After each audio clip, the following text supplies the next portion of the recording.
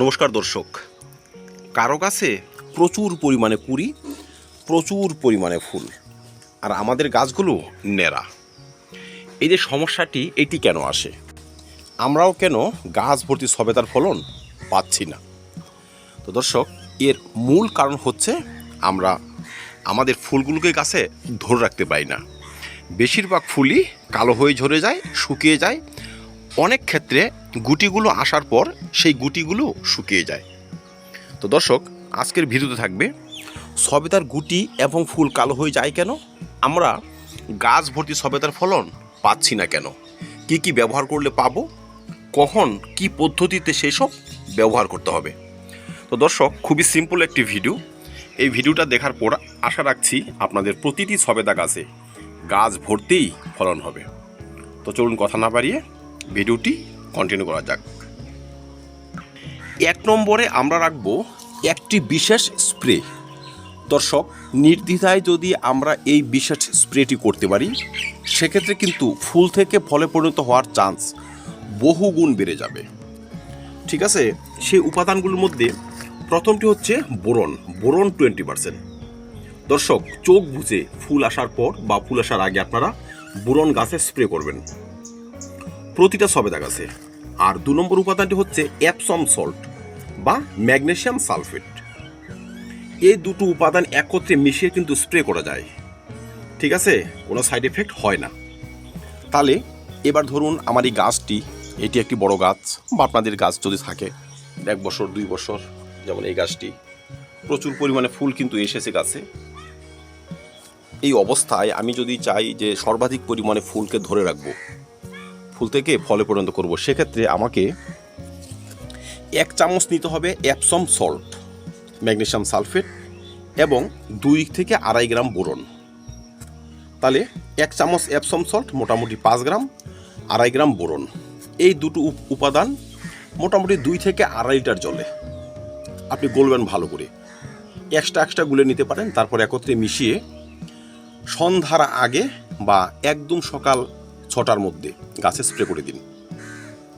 ঠিক আছে, আজকে একবার স্প্রে করুন, ঠিক 15 দিন পর আরেকবার স্প্রে করুন। মাত্র 2টো স্প্রে, মাত্র 2টো স্প্রে করার সঙ্গে সঙ্গে দেখবেন ফুল ঝরার প্রবণতা কমে গিয়েছে, আর প্রচুর পরিমাণে গুটি সৃষ্টি হতে শুরু করেছে। দর্শক, আমার এই গাছটি দেখুন, এমন কোনো শাখা নেই যে শাখায় 2টো 4টে 5টি 10টি গুটি দাঁড়ায়নি। আমি আবারও বলি, আমি যে পদ্ধতি করে সাকসেস, আমি কিন্তু সেটি শেয়ার করি। এক্সট্রা কিচ্ছু আমাদের করতে হয় না। ঠিক আছে, প্রচুর পরিমাণে এখনও কিন্তু ভালো পরিমাণে ফল রয়েছে, পরিপক্ক ফল। এই দেখুন, ফলটি পেকে গিয়েছে। কিছুদিন আগে আমি বেশ কিছু ফল হারভেস্ট করেছি, মোটামুটি 50-60টি হয়ে যাবে।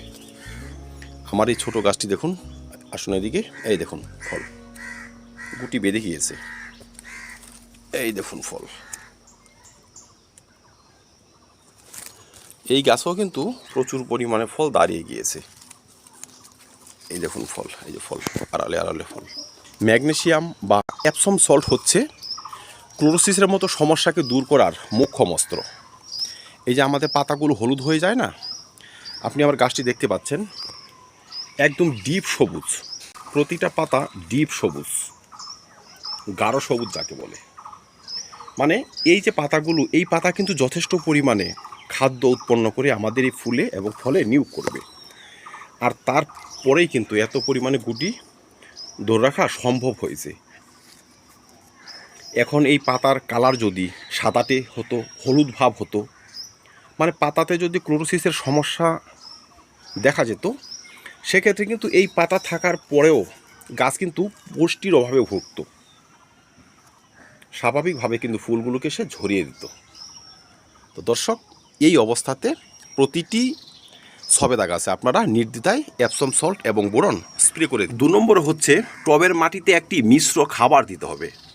আমি আগেই বলেছি, পুষ্টির ঘাটতি এমন একটি জিনিস যেটা হলে আপনার কোনো ওষুধে, কোনো যত্নেই কিন্তু কোনো কাজ হবে না, ফুল ঝরে যাবেই।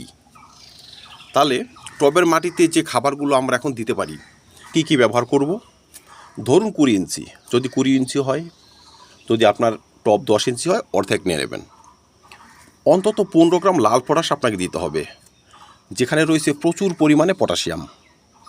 লাল পটাশ 15 গ্রাম, সিঙ্গেল সুপার ফসফেট 10 থেকে 15 গ্রাম, হাড় গুঁড়ো আধা মুঠি, বোরন 2 গ্রাম। ঠিক আছে, সেই সঙ্গে কিন্তু আপনি ভার্মি কম্পোস্ট বা গোবর সার 2 মুঠি নিয়ে নিতে পারেন। ঠিক আছে, বেশি না, 2 মুঠি নেবেন।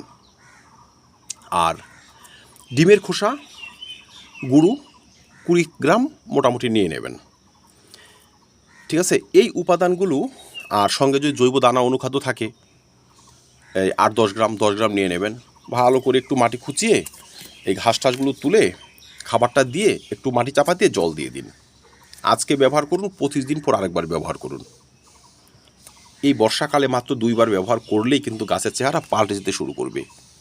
যে গাছে 2-4টে ফল হয়, অনেক সময় ফল হতেও চায় না, সেই সমস্ত গাছ ভরে কিন্তু আপনি ফলকে দাঁড়িয়ে রাখতে পারবেন। এবং বহু ক্ষেত্রে হয় যে ফল ঝরে যায়, দানা বাঁধার পর সেই দানাও শুকিয়ে যায়, সেই সমস্যা একদম আসবে না। মিশ্র খাবার ব্যবহারের 5 থেকে 7 দিন পর মাত্র 1 চামচ এপসম সল্ট টবের মাটিতে ছড়িয়ে জল দিয়ে দেবেন। মিশ্র সারের সঙ্গে এপসম সল্ট ব্যবহার করবেন না। ঠিক আছে, যারা ডিমের খোসা ব্যবহার করবেন না, ক্যালসিয়াম নাইট্রেট ব্যবহার করবেন, তারা এক্সট্রা কোনো দিন ক্যালসিয়াম নাইট্রেটও ব্যবহার করতে পারবেন। আর ডিমের খোসা ব্যবহার করলে সেটার প্রয়োজন নেই। ঠিক আছে, তাহলে মিশ্র সার, তার 7 দিন পর এপসম সল্ট, 25 দিন পর আবার মিশ্র সার, 7 দিন পর আবার এপসম সল্ট।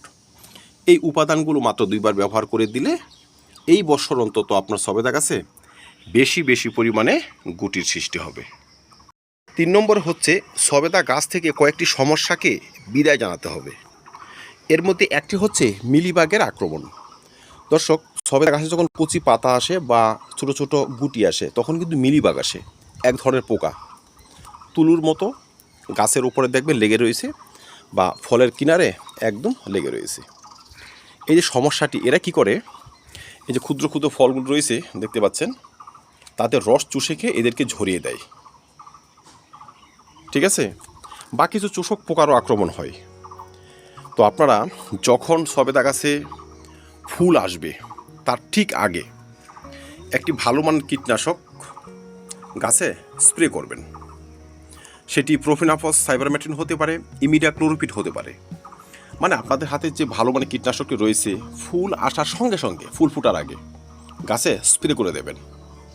গাছে স্প্রে করার সঙ্গে সঙ্গে দেখবেন সে সমস্ত সংক্রমণ বা আক্রমণ কমতে শুরু করেছে।